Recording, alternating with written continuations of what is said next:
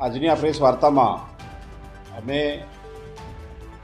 સમસ્ત આદિવાસી સમાજ સંગઠન વતી આપ સૌનું સ્વાગત કરીએ છીએ।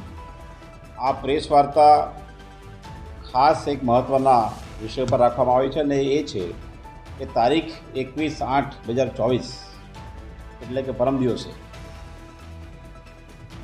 દેશના દલિત સમાજના સંગઠનોએ ભારત બંધનું એલાન આપ્યું છે અને ભારત બંધના એલાનનો વિષય એ છે કે સુપ્રીમ કોર્ટે 1 ઓગસ્ટે જે જજમેન્ટ આપ્યું કે આદિવાસી અને દલિતમાં અનામતની પણ અનામતની અંદર અનામત, કોટાની અંદર કોટા, એ જે જજમેન્ટ છે એનાથી આદિવાસી અને દલિત સમાજ વચ્ચે વર્ગ વિગ્રહ ઊભો થાય, ભાગ પડે, કન્ફ્યુઝન ઊભું થાય, એ પ્રકારનો માહોલ છે।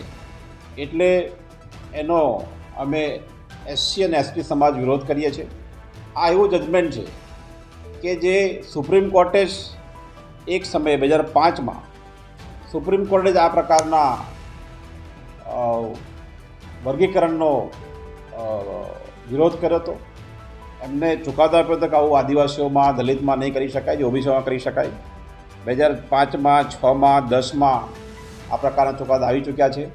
એટલે દલિત સમાજનું જે ભારત બંધનું એલાન છે 21 તારીખનું, એને આદિવાસી સમાજ પૂરેપૂરું સમર્થન આપે છે। અને છોટાઉદેપુર જિલ્લામાં 6 તાલુકામાં અમે અપીલ કરે છે આપના માધ્યમથી કે આદિવાસી દલિત અને આદિવાસી દલિતને સમર્થન કરનારા, ન્યાયમાં માનનારા દરેક વ્યક્તિ આ બંને એલાનને સમર્થન કરે અને એને પૂરેપૂરું સફળ બનાવે એવી અમે અપીલ કરીએ છીએ। એના માટે પ્રેસ કરીએ છીએ।